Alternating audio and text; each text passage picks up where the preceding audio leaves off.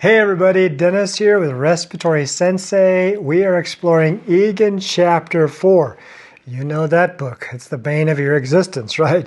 But we're trying to view the whole book in some shorts. We're on Chapter 4, and that is infection control. And because infection control has a little bit of detail with it, this will be a multi-part series for Chapter 4. The key that we need to understand in Chapter 4 is standard precautions. And then in the next segment, we'll also talk about some of the protective equipment as it relates to standard precautions. But in this one, we'll just talk about what is standard precautions and what is it not. Well, standard precautions are what you would take for every single patient.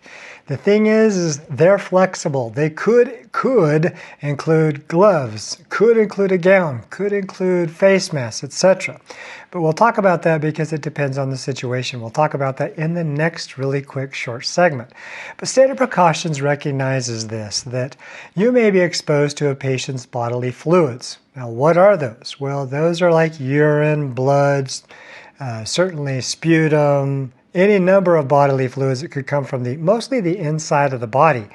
But what is not considered a bodily fluid is sweat. Sweat is not known for carrying pathogenic organisms, and even if you touch somebody with your bare hand and they're sweaty, that's not usually a method for transmission of disease or pathogenic organisms, as we just said.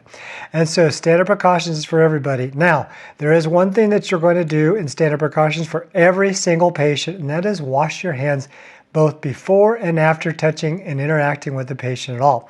Remember, poor hand washing is the #1 source for nosocomial infections, and that means the #1 way that you can prevent nosocomial infections is to make sure you're doing your hand washings. And so that's the first part of standard precautions. Stay tuned. Be sure to subscribe to keep up with this.